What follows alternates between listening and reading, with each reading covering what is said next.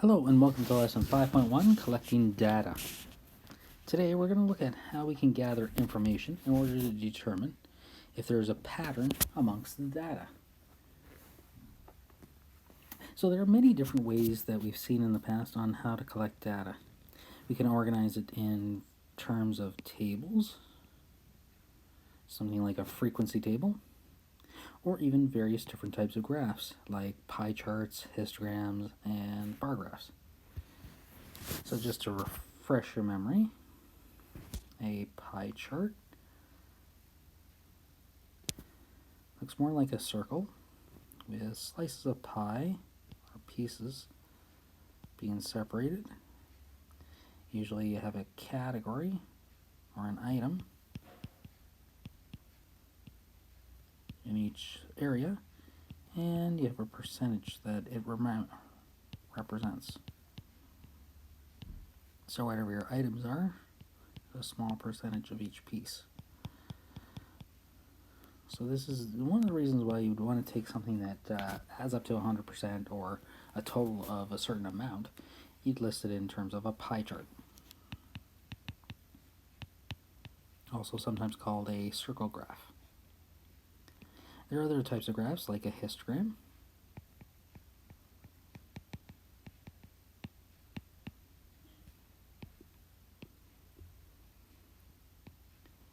And usually it looks at the number of values or number of items.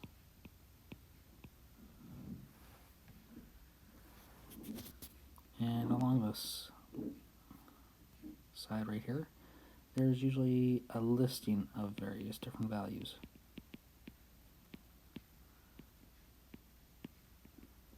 So let's say who has a mark of 70 to an 80, 80 to a 90, or even 90 to 100, and tells you how many people in each section have those marks. That's what a histogram looks like. So the question you might be asking yourself is, how is this different from a bar graph? A bar graph and a histogram actually are very, very similar. Whereas the independent variable still also calculates the number of values.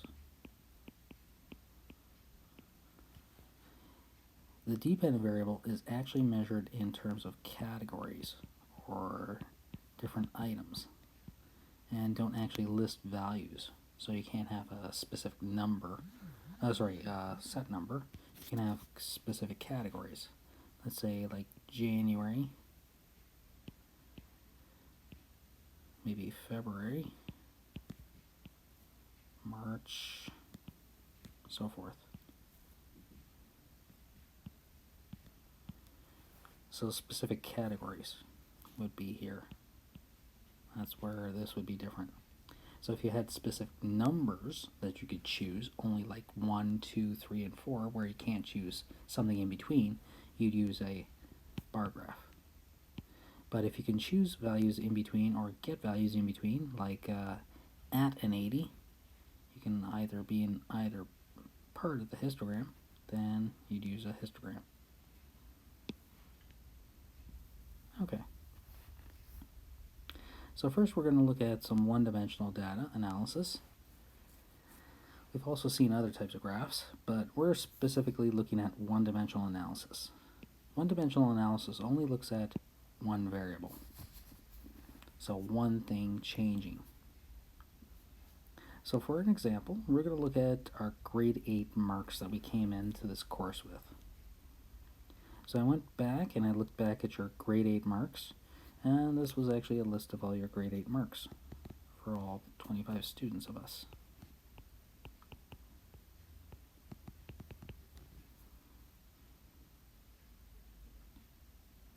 As you can see, the marks range from 74 to 99.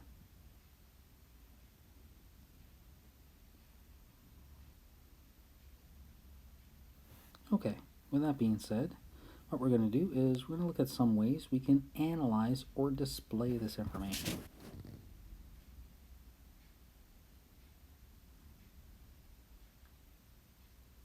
So one way we can analyze this information is we can calculate the mean, or also sometimes called average.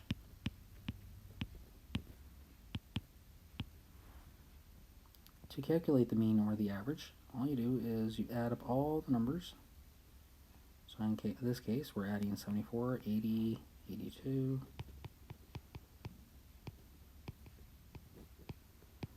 all those numbers together, and then dividing by the number of people.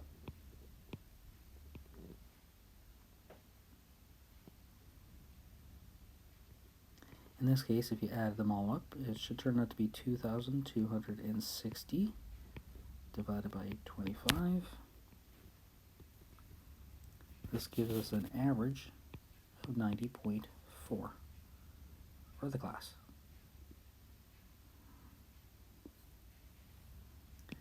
The term median tells you to find the middle number.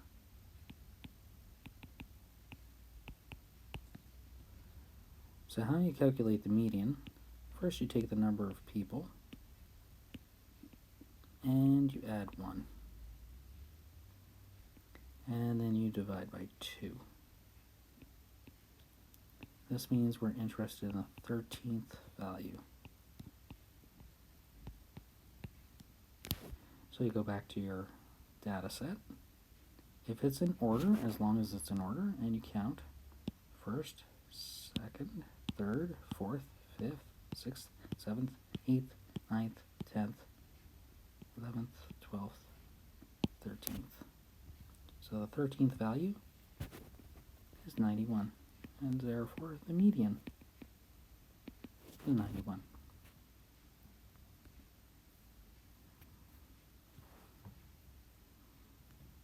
Another calculation we did was mode, which is most common.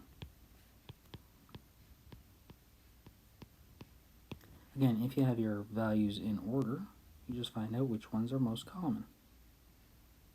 Well, we have 285s, we have 289s, we have 2 people at a 91, 2 people at a 92, but we have 3 people at 95, and 3 people at 96. So the most common values are the 95s and 96s. There's actually 3 of them. So you put 95, comma, 96. And that's how you write the mode. You can also list the range of values.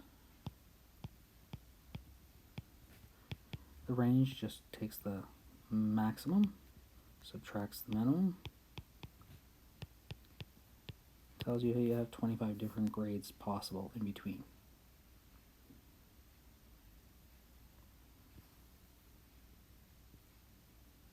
Based on that information, we can also state a frequency table.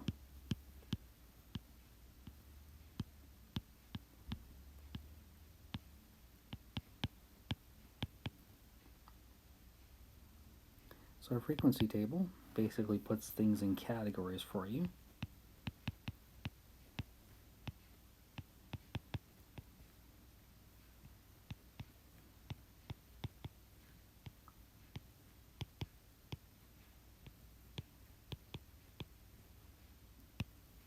And then just counts the number of people, or number of values. So in this case, number of students. So we had 1 student with a 70 to a 79. We had 9 students between 80 and 89. And we have 15 students between 90 and 99. From this, you can create a pie chart.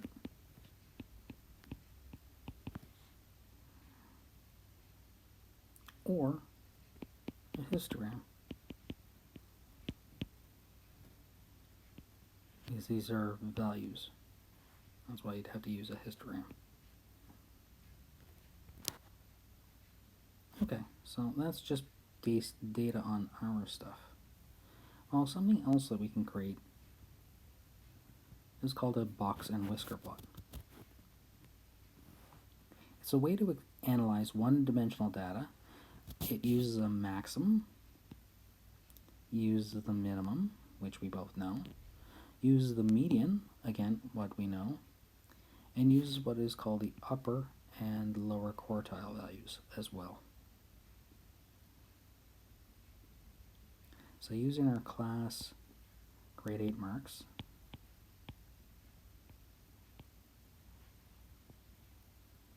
what we're going to do is we're going to create a box and whisker plot.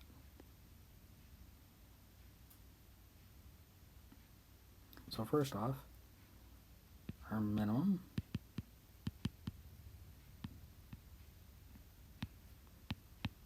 was 74. Our maximum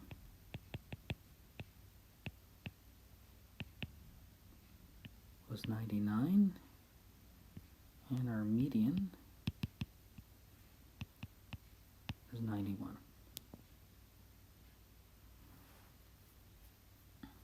So to figure out our quartiles, our upper and lower quartiles,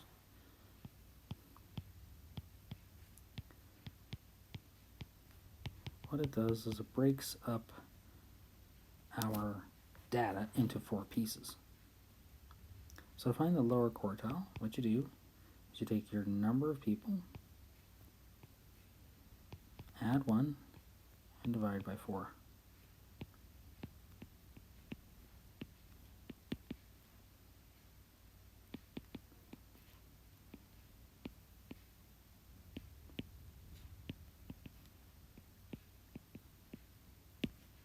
So in this case, we had 25 people plus 1 divided by 4.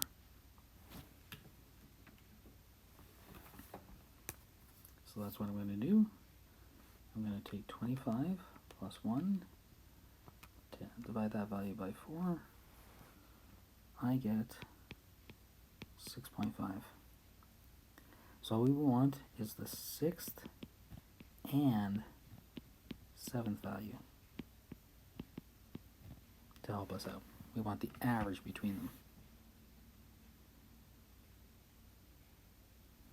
Okay, so that means I've got to go back to my data. 74, 80, 82, 84, 85.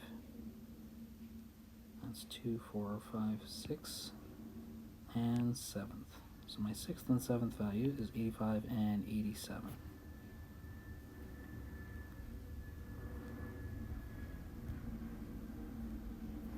So my lower quartile, also often referred to as Q1, is the value of 85 plus 87 divided by 2.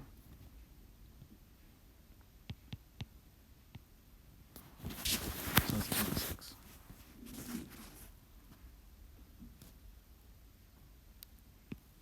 The upper quartile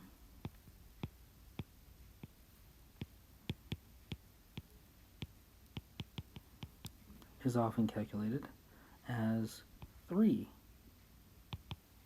times n plus 1 divided by 4. So in our case, we're taking 3 times 25 plus 1 and dividing by 4.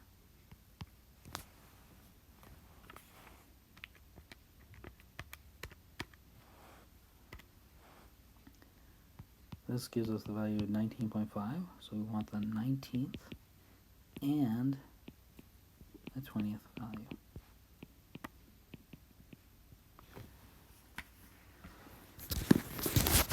So I need to find my 19th and 20th value here. So I've got to go back to my data.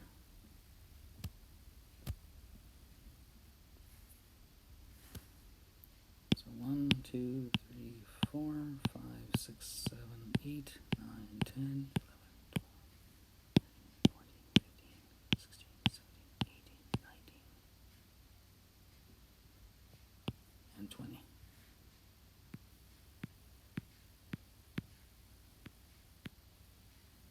So my 19th value is 95, and my 20th value is 96.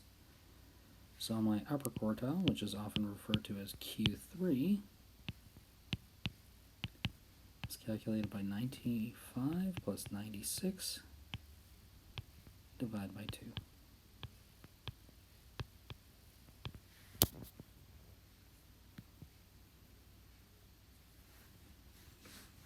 Now that we have all those values, what we're doing is we create our box and whisker plot. So we start out by drawing a straight line. Along that straight line edge, we need to list all these values right here in order. So we have 74 as our minimum.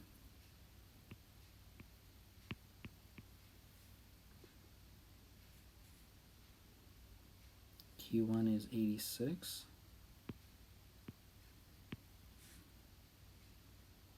Our median was 91.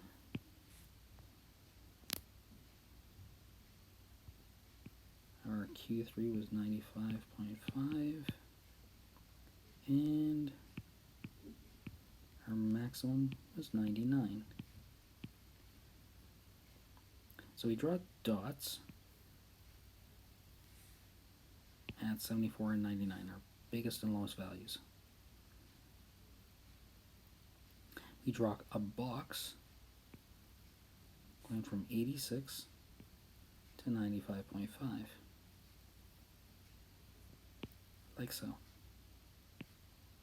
We draw a line going through the box at 91,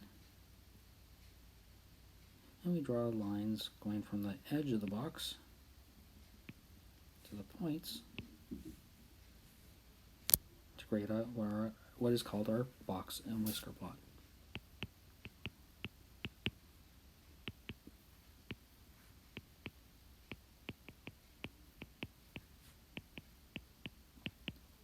Also sometimes just called a box plot.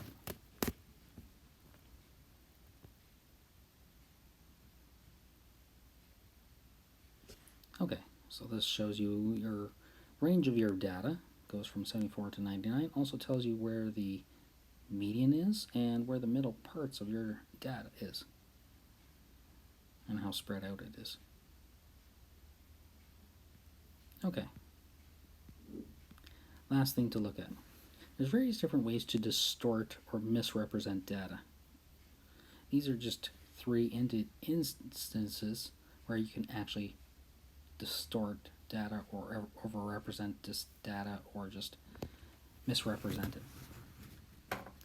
So for instance, in graph 1 in the upper top left, it gives you an indication as to what each of these parts mean.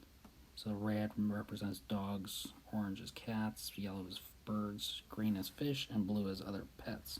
The only thing is, I don't have the percentages listed here. It shows the approximate sizes, but it doesn't actually list the percentages.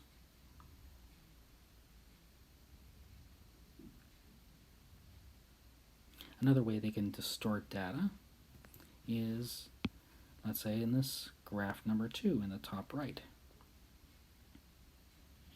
Well, the fact is 265 million is not 50%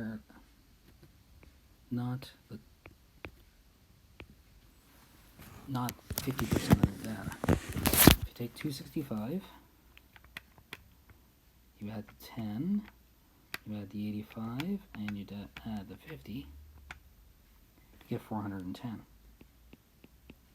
Well, 265 divided by 410,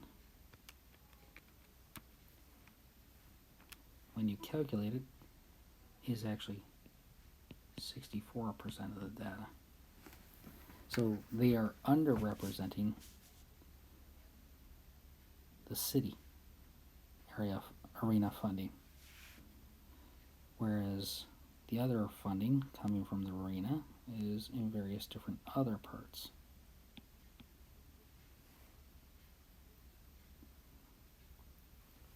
Another way they can misrepresent data is they're taking graph 1 right here,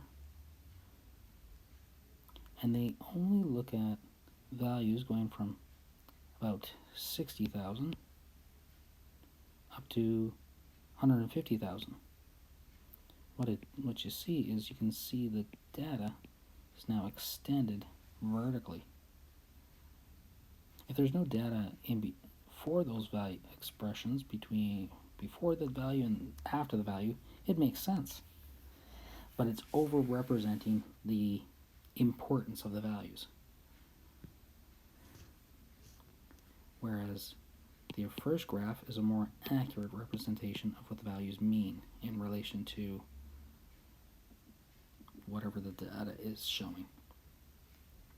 So please realize when you're representing data, what it actually means and whether or not you're actually representing it properly. Although graph 1 and graph 2 are accurate and proper, somebody might use graph 2 to say there is a big change in the values in the year 1991. Whereas if you take a look in this sense, it doesn't look like a big change.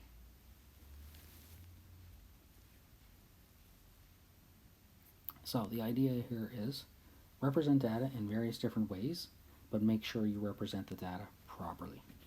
And thus concludes lesson 5.1.